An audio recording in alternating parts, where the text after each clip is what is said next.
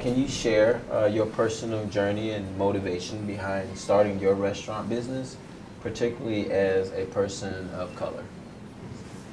I actually hosted a tasting at the building that I was living at, and I had two professional chefs that attended, unbeknownst to me.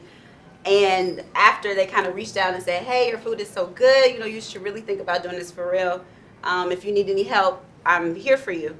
So from that event, I'll call it, I booked a 250 person event. Let's go. Oh, wow. Yeah, didn't know what I was doing or what I was really getting into. Just a little backstory. My aunt was working with me at the time, and we literally started cooking the night before. So we had no idea what was going on. Yeah. What was on the menu? Oh, they had all of the kind of soul food, chicken, mac and your cheese. menu. What was What? on your menu? For the event? Yeah. Chicken, mac and cheese, dressing, salmon, mashed potato. I mean, like the whole situation. Wow. So yeah, it was very interesting. But I think that experience showed me what not to do in business, which helped me as I continue to grow. So I always reference that whenever I talk about how I started, because I think that's a very crucial point for how to get into it. And then just being a Black woman, we always think we can do everything at a drop of a dime. And that was kind of my mentality then, but that kind of showed me, no, you need to plan. You know, it's okay to be spontaneous and have ideas, but you need to plan. So that kind of helped me move along. I started my business off Instagram, right? So, believe it or not, I'm not formally trained. I don't know anything about, cooking like that. But my mother, my grandmother, and everybody passed away. So my grandmother was a great cook, right? And I was running the streets, having a ball, and I tell everybody, you got to take time to make time before you run out of time. I ran out of time. And it wasn't until one day I was like, I want to go to my mother's house or my grandmother's house for food, and they wasn't there, so I learned how to cook. And basically, I started the restaurant to fill the void, right? The void of family.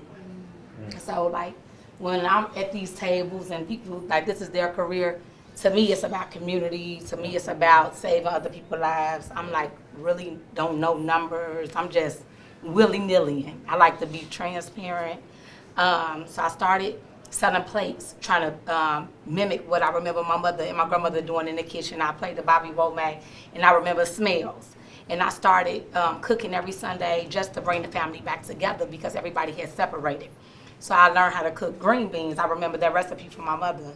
And then I'll go to J&J's and get a pan of chicken. So I'm like, well, we got something, So every week, I was like, on Sundays, I call all my close friends because it's just really me and my sisters. And we'll just have these family dinners like I remember as a kid. And they would call me the string bean queen because I started putting sriracha in the green beans. I was doing everything just to because I don't even know how to cook green beans. So I started cooking I did hair. I started cooking for the salon. And everybody was like, your food is really good. Because I was really cooking my pain through food. And I was just like, I miss my family. And they was like, you should open up a restaurant. I'm like, I don't know nothing about a restaurant. So I went on Instagram one day. I posted a menu out my notes in my phone. And everybody just ordered. So I was cooking for like my block. I had my neighbors on the grill. I had my niece on the phone. My babies was running the food out to the cars. And it just like blew up out of nowhere. I was like, okay, I'm gonna, open up a restaurant. And I asked God, I said, not only could you do this for me, but do it with me. And I've cooked for so many people.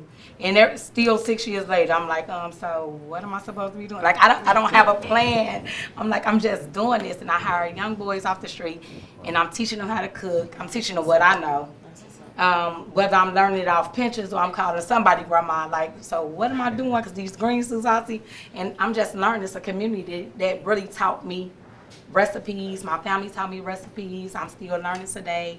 And I felt like the restaurant saved my life also. That's another story. So I'm here to save other people's lives. And That's beautiful. that's it. We always had the idea of opening up a restaurant, and we had a baby, and I think we figured that we want to always kind of be together. So what can we do to spend time together while still kind of growing our business or this like sense of being entrepreneurs? We had, prior to the restaurant, we had opened up a coffee shop with one of my cousins called Back of the Arts Coffee. We were there for about maybe half a year. We ended up leaving, but I think we got that like itch, that wanting, that need to like open up our own business. And so while we tried putting our daughter to sleep in the car driving around, we kept looking for like potential spaces to open up a restaurant. And we finally found one in the same neighborhood that I grew up in, which was incredible. I remember telling her to get off the car and like go check, because there was some guy doing construction work at the space, and we went in there, and it was nostalgic because I remember going in there as a kid, and it's like a bakery. it was a bakery. So there's like these huge wooden tables, wooden floors. It just looked super, I don't know, vintage, and it was amazing to see how it looked now, right? And so we talked to the landlords, and we got a really good price, and we were like, yo, we just got to do it. But we didn't really think we were going to open up a restaurant. We thought we were going to start up as a catering company. But little by little, we kept finding funding, or like other restaurants were like closing down, and we kept grabbing equipment, and the rest is history. But you guys are a couple. How is it working with each other? It's Lovely. In business and at home. it's a little crazy. She takes care of a lot of the books, a lot of the admin stuff, and I do a lot of the cooking, day-to-day kind of operations, and we both take care of the marketing. I think it's like anything else that has its pros and cons, right? Because sometimes you want to walk away from work and leave work at work, and then it's hard to. But then sometimes you don't want to leave work at work, right? You have a pressing matter, and it's like, who's up with you at 2 a.m? Figuring it out. Like, it's like the fact that we're a couple, I think, brings like the business partner dynamic to another level. So. What were the initial challenges you faced in securing funding and finding the right location for your restaurants? There was no funding at all. Luckily, we had some money saved. We were going to buy a house, and we thought, well, if we open up a restaurant, we might be able to buy more houses in the years, coming, but Not yet. not yet. Oh, yeah. Not yet. We're still, on this journey, but things look great. I mean, things look like we can finally get there soon, But yeah, it was super hard. Luckily, I've been in this restaurant industry all my life. Started working out of high school, so a lot of friends gave us contacts of restaurants that were closing. So we were able to secure a lot of equipment, whether it was shelving or refrigeration or 6-range burners. That's what really propelled us to be able to open up the restaurant. On top of God, I said, hey, if you get me out certain situations, I ain't gonna disappoint you. So what I did was I opened up that restaurant, I put all to the side, and I just sold everything that I had. So the lifestyle that I had before, I didn't take that to this lifestyle. I don't own nothing that I had before. Ended up opening up this restaurant. When I say he broke me down, he broke me down. Was no funding. I ain't have a business plan. I just said, I'm there with off a wing and a prayer, right? So then with my second location, I ended up getting a grant to go back into the neighborhood I'm in now. That's why I was selling the place on Instagram in North Lawndale. I went to the Ukrainian village. My business went crazy. I was like, I'm taking it back home, right? Because my people deserve luxury, right? So I go back to North Lawndale. I purchased a church, and it fell down in the middle of me like doing construction. I was pissed. Wasted like over $100,000, right?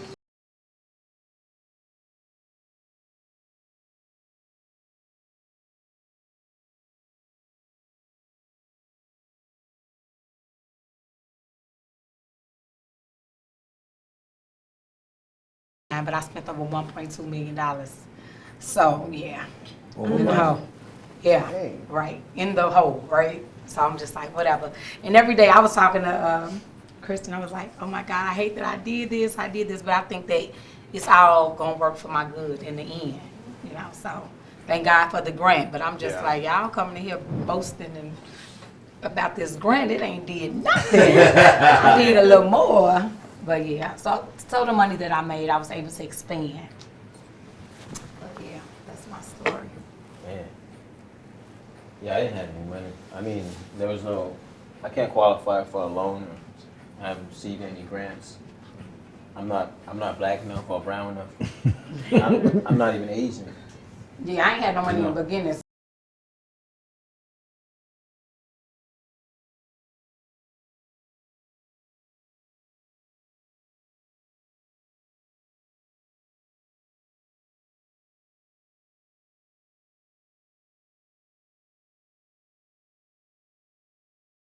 In the world. Yes, in the world. The world. No, wait. Oh, wait, Use your money. Now you forgot what I was, okay. Okay. Oh yeah, so I bootstrap. I essentially bootstrap my business. Reason why I can't quit alone because I have a felony record. I have a serious conviction where every SBA loan, you smiling, but every SBA loan denied me. The grants at this time are mostly for African Americans and Hispanics, which well deserving, but it's okay. I've even applied to Asian grants. Don't get it. Because I'm a refugee from Vietnam, I don't have a birth certificate. We lost all my documents. I have a citizenship that I received in 1988, but sometimes it's not good enough to apply and say that you're a minority. But that doesn't, I didn't lose sleep on that.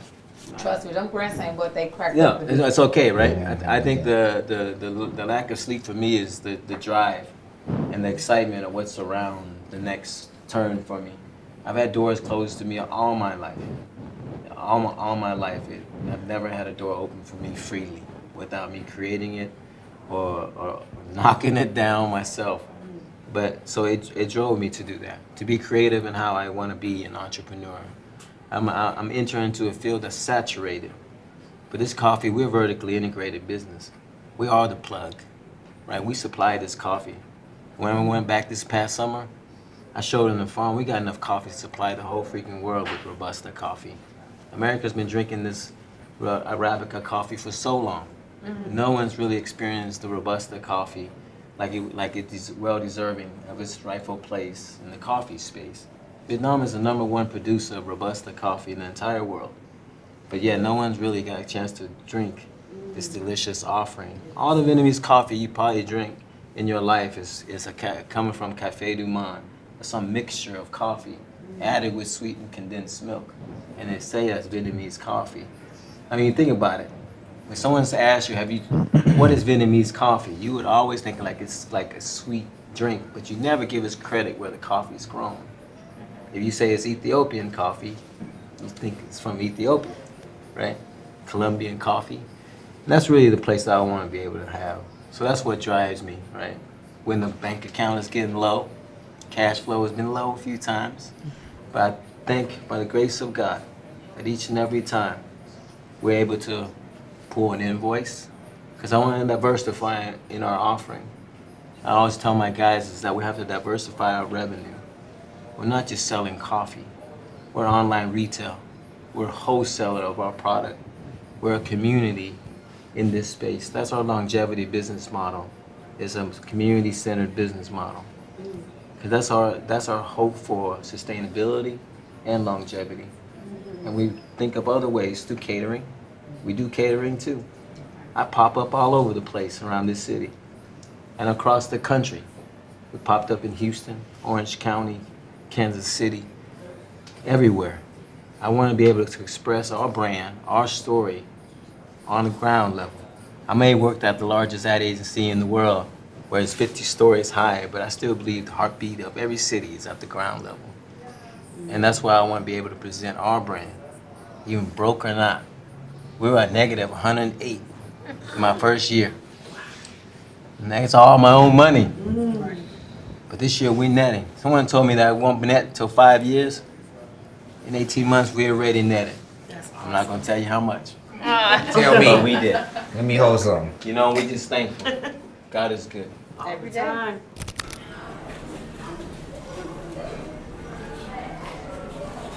How do you recommend building financial resilience to handle unexpected costs or economic downturns in the restaurant industry, especially for minority-owned businesses?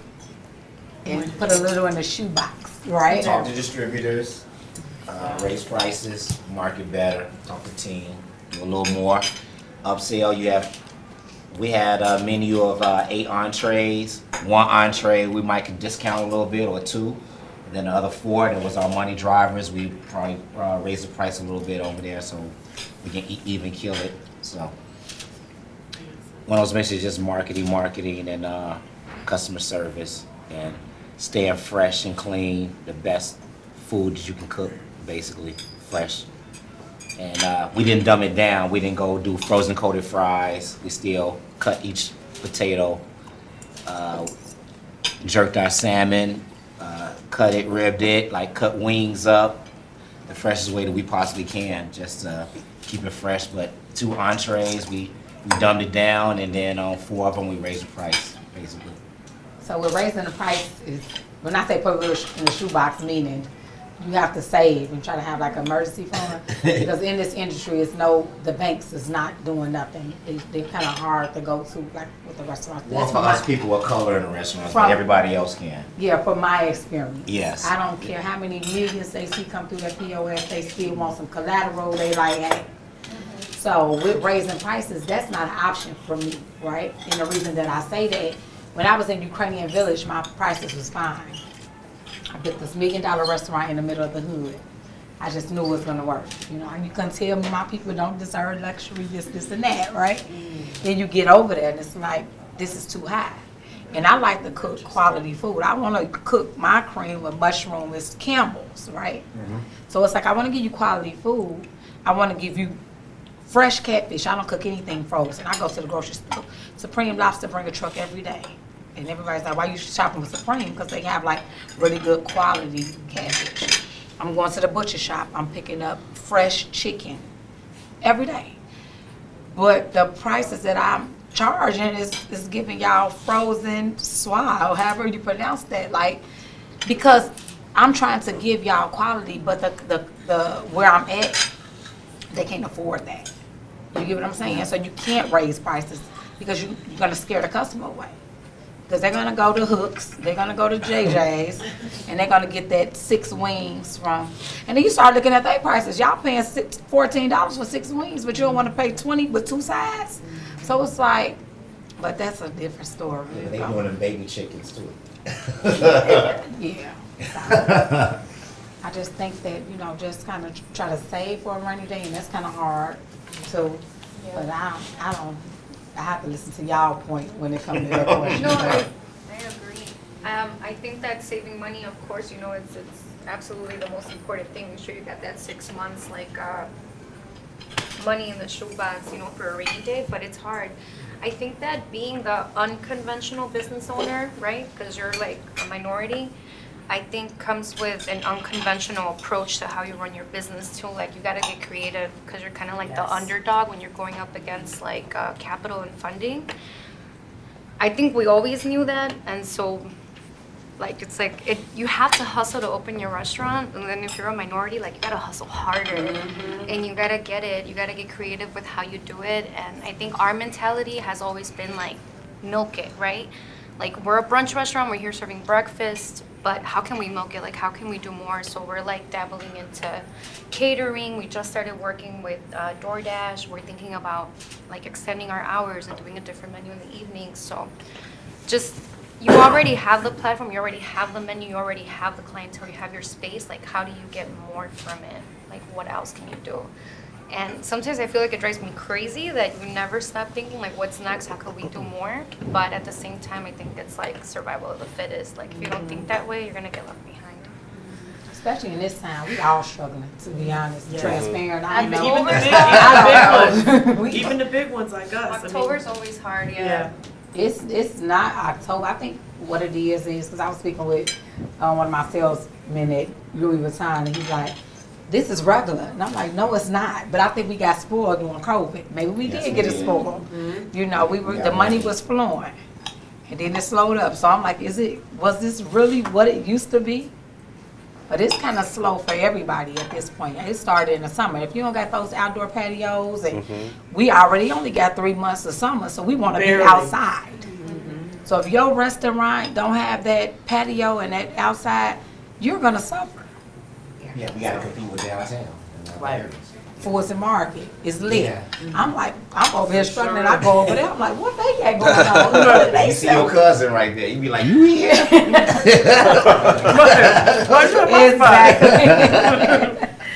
Yeah. So.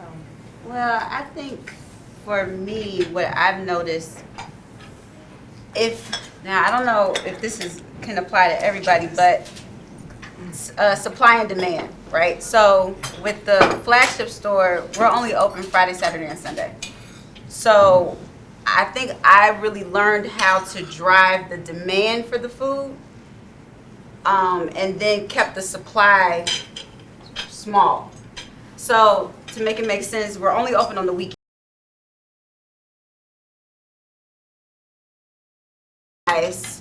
My staff for that weekend, I can maximize the volume for that weekend because people know, ooh, they're only open Friday, Saturday, Sunday. I have to get there. Yeah. So, and now with leaning into technology, being able to place orders online, there's no limit to, I don't have a ceiling now.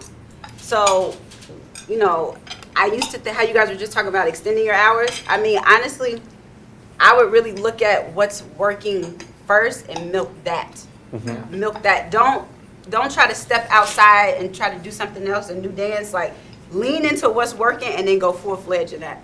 Because I'm seeing that it's working. Mm-hmm. Like, we are, from the time 12 o'clock hits until 8 o'clock, we are slammed. Friday, Saturday, and Sunday, 100%. So I would just say lean into that. I mean, you can have ideas about other stuff, but lean into what's working, especially as we're getting into the cold months. Mm-hmm. Like, you can do all the ideas. I was about to curse. You can do all the ideas and stuff like in the spring and in the summer, like you said, when people are outside. But lean into what's working right now. Catering is a beautiful thing. Mm-hmm. It is a beautiful thing. I mean, you can make so much money off of one event. I mean, even partnering with, how you guys say you're close to the medical district, get in there and talk to those, they have money. Mm-hmm. Talk to those hospitals, meet a few doctors. They love us, as much as it don't seem like it, they really do. So lean into those things and then maximize on that. And then start building those kind of networks. Mm-hmm. And it works. I mean, See, I need to get into catering. I get so many people to ask me to cater, and I'm like, and I do not cater. Like, so everybody, they curse me out. They're like, oh, you only want to cook for little baby, you want to cook for little dirt. One, I don't even know how to price this pan. I just feel like, why would I got an analogy, right? I'm going to sell you a pan for $75, right? But I can scoop out that pan and make $160. So to me, it got to make sense. I don't know. And then I'm like so scared of like the reviews, right? Because I'm big on my reviews. I do not play. I hear so much stuff. I just, being a business owner, and I shouldn't, because I know a lot of business owners, they like forget the reviews. No, I listen to my people, and I just like, I don't want nobody to talk bad about my business. So it's like, now I got to deal with the restaurant reviews. Now you finna get a whole nother set of customers because some of this food, like even with like fried chicken, you can't cover it up too fast. It's going to get soggy. Like, you got to know how to really hold this food and give them quality food. Now, by the time they get the dirty rice, you had put the top on it, it done swelled and they got mush. I don't want to deal with that. But everybody keeps saying it's great. So maybe I need to talk to somebody that's in a catering business, because I do not do it. Like, when I cook for celebrities, believe it or not, they probably order $500 worth of food, but they say, here's $7,000, $8,000. Ain't nobody in the street finna give me $7,000, $8,000 for no 5 pans of food. I done got spoiled. Like, no, I don't want to cater, I think you want to learn because, one of the things, I mean, obviously I work for the white boys, but because I'm in the position that I'm in, I can broker, this is my neighborhood. I live in Bronzeville, so I care about all of our businesses thriving, right? So one of the things I did with the restaurant here in this neighborhood was I grabbed one of my chefs and said, hey, listen, these guys are struggling with their food costs. Can we just go in and check them out and see their menu mix? What's on the menu? Mm-hmm. How is it priced out, and what are the menu items? And within 10 minutes, we were in there. He figured the whole thing out. That's the give back. You know, that's the connector of saying, let me go figure out from someone else. Because one thing I can say about Chicago is we're a very genuinely friendly, giving, generous town in this industry. That's my experience.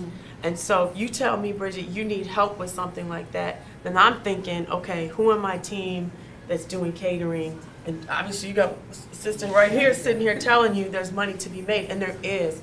It's about figuring out what it is, how to make it work, get that system, and then it becomes the thing that you say is do the things that work. And you'll be like, wow, I cannot believe I put in less labor and time into this party because I'm just doing pans now instead of one-offing these dishes. I'm making money. I don't know why I didn't do this sooner. Just like what you said about to go. Right. Yeah. Same thing. Yeah, okay. Because I'm like, You gotta level No. up. That event we did with Corey DeMond when I was there. Remember we did Yeah. that where the black men came with all us got invited and you cooked for us and it was great. yeah. It was a great experience to be there, a small intimate crowd, and we tore everything up. The food was delicious. And I bet people never been there before and they were like, yo, I gotta cook. Soleil, like, Yeah. I'm coming here. Yeah. You know, so this is how it works. It's all marketing. You can make money and it's all marketing for another crowd that's gonna come to your restaurant. In what ways has technology played a role in the growth and management of your restaurant? From point of sale systems to online ordering and delivery platforms. Well, Uber, believe it or not, I was against Uber. Like when I first opened, I'm like, I'm already making no money. I ain't got to get them 30%. You know, but 27%. yeah, but now it's down to Might as well be 15. I'm like down to 15. So it was like, it just didn't make sense to me. You get what I'm saying? Like we already struggling, and you think we're gonna give you a piece of what we got.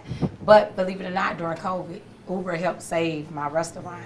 It was like, hey, listen, if it wasn't for Uber, Right. How I about that? promise you, but like social media helped as well. The POS is great. It helps keep track. But yeah, Uber, third parties is a big deal.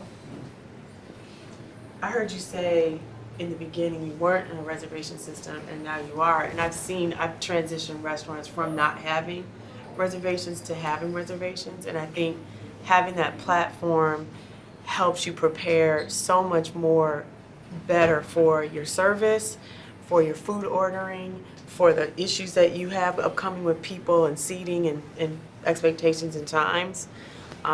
Just helps form your business in a way that organizes it and just makes sense. I can't imagine having a restaurant without reservations now. Of a certain level. Size, right? Yeah, of a certain size. How do you manage that? Well, and being international because you have people that's going to travel in the world. Chicago is the third largest city in America.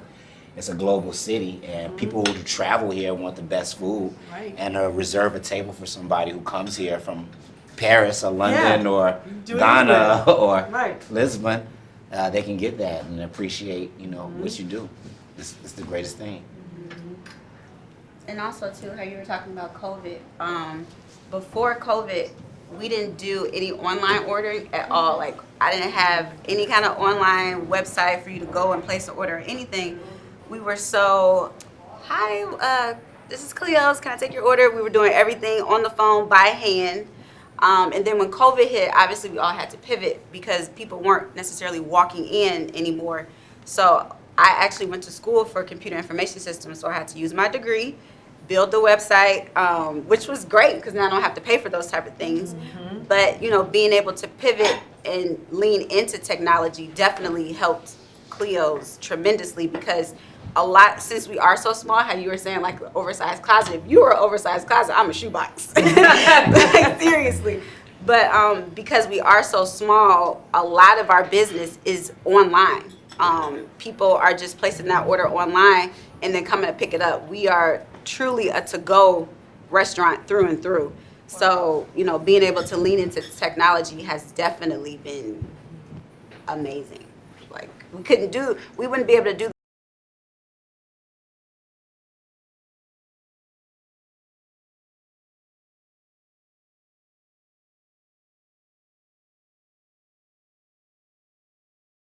agree with you on that. I just feel like I'm kind of old school. When you get stuck in your ways, you're like, I don't want to do that.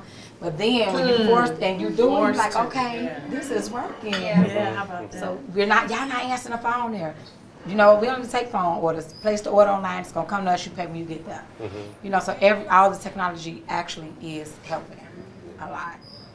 Well, we just started using Uber Eats and DoorDash, so we still don't know what it's gonna look like. But I think it'll help us grow, and we want to really hit the medical district. We feel like we're like blocks away, so we want to help, or we want to promote in that area to see if that will help us through those online platforms. I definitely think it will, because I was like you, I was so against, I don't want to be on DoorDash. I want to come to Cleo. I don't want you.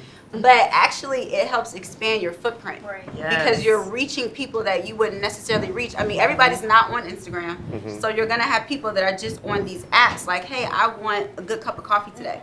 Let me go in here and see. And then your footprint is going to start to expand. And then you'll get the people that will start backing away from DoorDash and just coming to your actual restaurant. So, Yeah. Well, one of the reasons why we never really implemented it was because we were so busy inside the restaurant. Yeah. We were scared that it was just kind of going to delay the food orders, you know? But we have a bigger restaurant now, and so I think we can accommodate those online orders. yeah. And then just to talk, if anybody else wants to talk, please shut me up. No. Just about the wait time. So I have found, because at Cleo's, our wait time starts at an hour and can be up to 2 hours.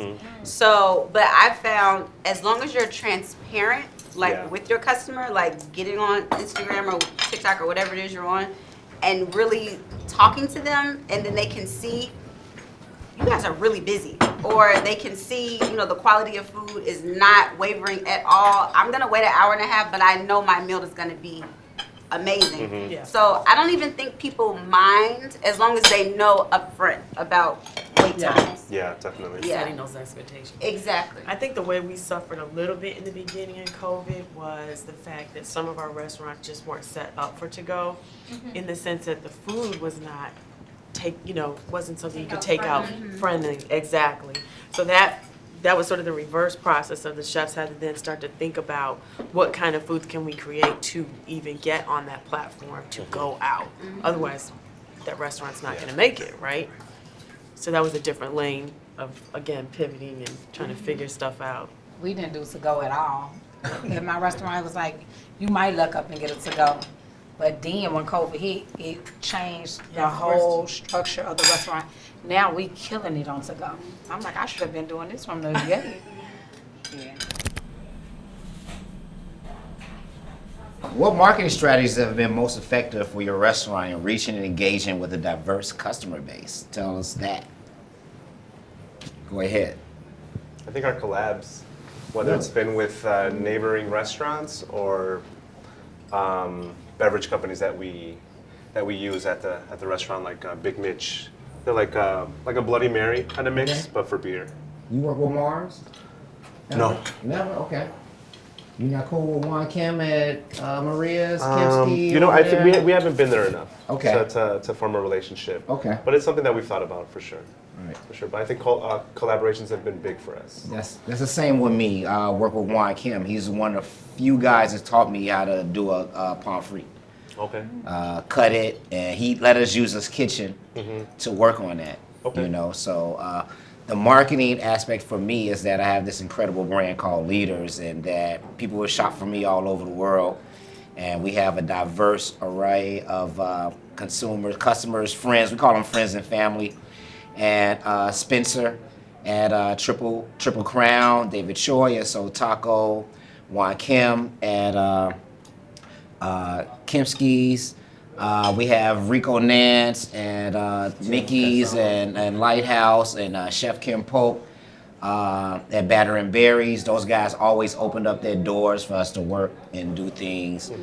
We collaborated with, and that was great marketing where they didn't care about sharing their concepts with me and their customers knowing more about my concepts, and they're gaining from my customers' concepts. And the work in collaboration honestly really works. Definitely. And how this fusion, I think Chicago is a a voice for this fusion, this collaboration Yep. of soul and Korean and African. It's just, it can go all over the place. Yeah. It's just like design, and that's what Leaders Brand do. We design and we sell footwear, design footwear, headwear, and it's the same with footwear. I mean, food is that you can come up with these concepts and just make this incredible food that no one ever tasted, and that first taste is just like the best thing that they ever had, and it does work. Yeah, I think Chicago, I said it before, you know, I've been in Los Angeles, I've lived in New York, and people are just, you know, if it's the demographics, because everybody's so spread out in LA, New York, people are just too busy within their own bubbles to care about other people around them. But this town has so much generosity. They will share their resources. They don't feel like we're in competition with each other. It's too tough as it is. Like, Right. you might as well. Got to come together, exactly. And like you said, those collaborations and coming together and bringing something new to the culture, putting cultures together. We need more of that integration because Chicago, again, is just so segregated. So it's really lovely to see when people can come together and do that Definitely. without any fear, you know, Definitely. not stealing business. Yeah, we collaborated with Big Mitch, which is a beverage company, a couple weeks ago, and we were in a contest for for Bloody Marys, and we were able to win first place. We were able to beat out a couple big restaurants in Chicago, so Good for you. it was pretty cool. That's what's up. I think something that has worked really well for me for social media is really connecting with the audience. I've come to find like if you show like yourself to your audience, people will fall in love with you, and then they're gonna just follow you to whatever you're doing. So I've noticed like when people come to Cleo's, they feel like they know me, they feel like they know the staff already because they see us so much. So they're already coming in those good spirits, like, oh, come on, I'm so excited, because that's how we are.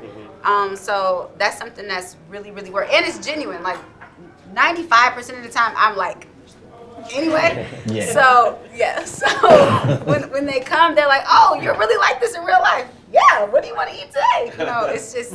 So I think just really connecting, even though it's on the phone, just making that connection to that audience, and then you don't want to make them fall in love with you. Be yourself, obviously, but when they fall in love with you, they'll follow you, and they will tell their friends. They'll repost. They'll do all these things.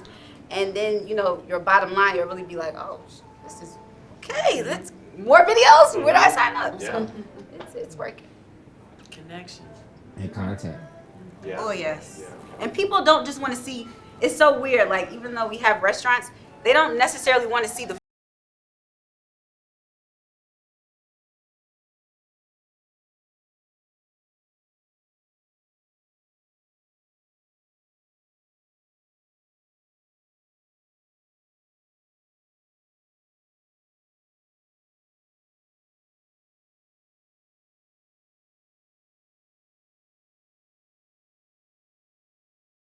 really drives them to even come and support even more. So really focusing, the food is there, but focus on everything else, and then, I mean, it's working for me. Like, Yeah. Yeah. That's awesome. I think it's something that a lot of people keep telling us to do. Like, you guys gotta get in front of the camera. Like, people need to know you, and we're the same way. Like, oh, Yeah, but so every show them time, the French toast. Like, Yeah. they don't need to see my face. But every time we do post something where we're talking directly to the customer, we see, like you said, the bottom line is affected. Like the next day, we see an influx of people. Like the correlation is definitely there. I think in the end, it's just about making that connection with the person. Like they're gonna buy food regardless, right? They're gonna go out to eat regardless. But can they support someone from their own neighborhood? Can they support someone from the same background as them? I think that's what's gonna make the difference. My question. Yes. How do you incorporate your cultural identity or heritage into your restaurant's marketing and branding, and how has it resonated with your customers? I always like to play music because I love music, so I put out music. Food and music go hand in hand. Surely do. You know, whether it's old school, new school, like it just make you happy. So I just always put music in with my food when I'm marketing. Our angle has always been to, you know, put forth our like cultural identity, which we're, you know, Mexican American. So we do a little bit of Spanglish.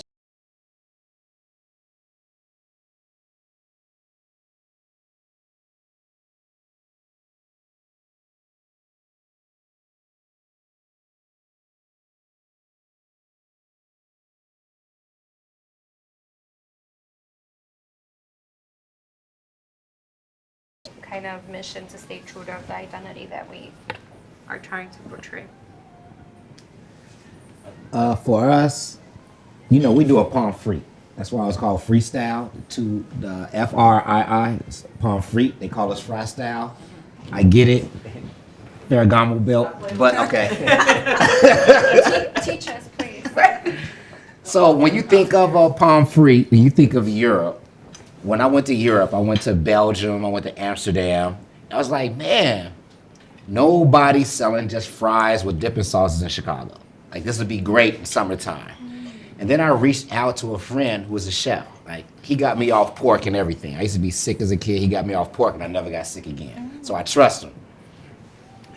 He was like, Corey, this is the Midwest. You gotta you gotta do meat and potatoes. You gotta do it on both. So my words is, y'all can edit this. We niggerize the palm frite. All right? I know y'all gonna say something like that. We blackenize the palm frite. We put protein on top of the potato. We hand cut it. We did the total concept of what a palm frite is, and we hand cut the potato. We soaked it. We took the starch out. We blanched it. And we blanched it a second time. We put salmon, lobster, shrimp. We did everything fresh on top of that, and it worked. And what that was, what our concept is that you got to reach that demographic of what people want things together. Like, we eat good here in Chicago. We put things together. We don't walk, we got a cold winter. We got 6 months of winter. We can't walk outside and dip in sauces with fries and, you know, so we put it together and it kind of worked. And that was our concept, what everything with that. Like, we took that European concept, we took a Chicago concept with the things that we love here, and that seafood and its protein, and we put it all together, but with veggies, with a mango salsa or a pineapple salsa, or with fresh cut veggies. We did dill aioli, created our own sauces, nicknamed our own sauce, like one of our sauces, the Bougetto sauce. You know, bougie and ghetto. We put it on our wings. Like, it was a mild, sweet plum sauce. It was great. And the plum sauce, we can't even find, we had to go to Spencer and get it in China sometime, like from his connects in Chinatown. Some of the spaces, Restaurant Depot or Gordon or the distributors don't even sell it. It's hard to find. So we had to put that all together and build our relationships to get things that people would kind of love and then reinvent things. Mm-hmm. 20. Oh, I just forgot the question. Okay, so how do you incorporate your cultural identity or heritage into your restaurant? I think it starts with just us as our name, our brand.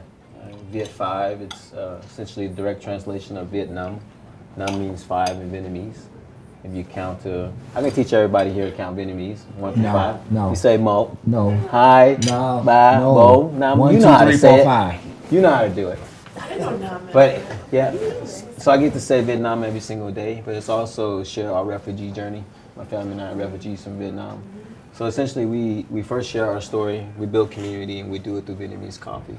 And every single day we do that at the shop, through our branding, through our storytelling, and through who we bring into the space. Maximizing the space outside of just more than just coffee. We do food, we do banh mi sandwiches, unique bites and eats at the shop. And then post hours, we host events, community center events that bring people together. Right? We are not only just out of the space, but then we branch out into the community, serve the south and west side of the city through partnerships with schools. Right? From the west side with Michelle Clark High School, Marshall High School, or Nicholson STEM in Inglewood, and Sumner in North Linedale. So that's what we do just as a brand, as we share our story, knowing our passage from Vietnam to Chicago. Now we get to be able to share our experience, but we just happen to do it through Vietnamese coffee. That's great. Yeah. Tell me your family farm. Oh yeah, we grow and harvest Yes. this coffee. Oh, really? We grow and harvest Robusta coffee in the Central Highlands of Vietnam. In this unique plot of land where he's been as well. It's in Bum Ma Thuc, Vietnam. It's in the Central Highlands of Vietnam. It's grown on volcanic red soil in this plot of God's earth. So it yields this unique flavor profile than anywhere else in the world.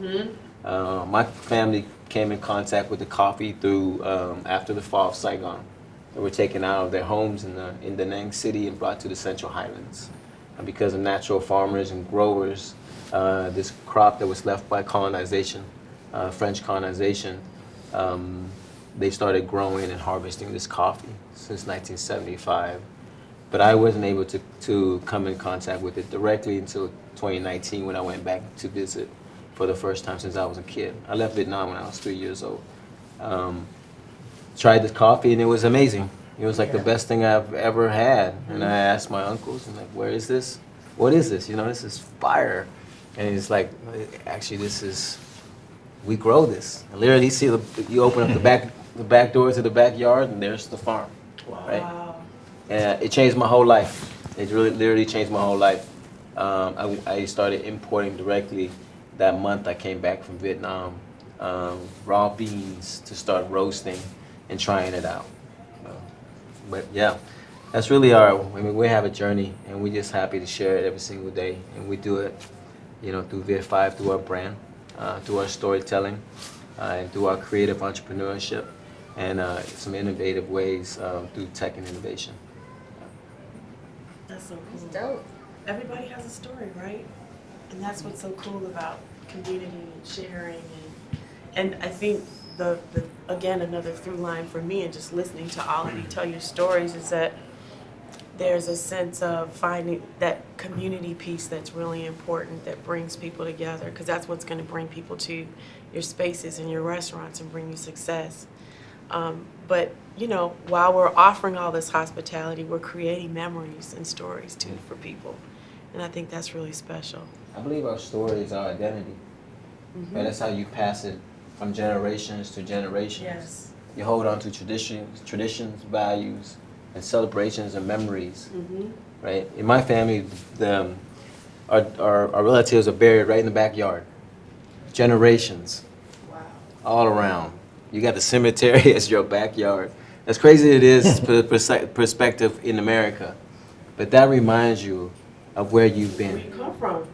who and where you come from. Your story is always the same, right? Because it's repeated. So now it is our duty to be able to share now with our children, our friends, our new friends, and things like that. So now our story now continues, and then it becomes who we are. So our story is really our identity, right? The system have taken a lot from black folks in their story, in their lineage, in their celebration and heritage. Ancestors. Now you have an opportunity to do it and share your story and your journey through the foods, through the experiences that you provide, through your product and services. You get to share your own identity. That is your duty.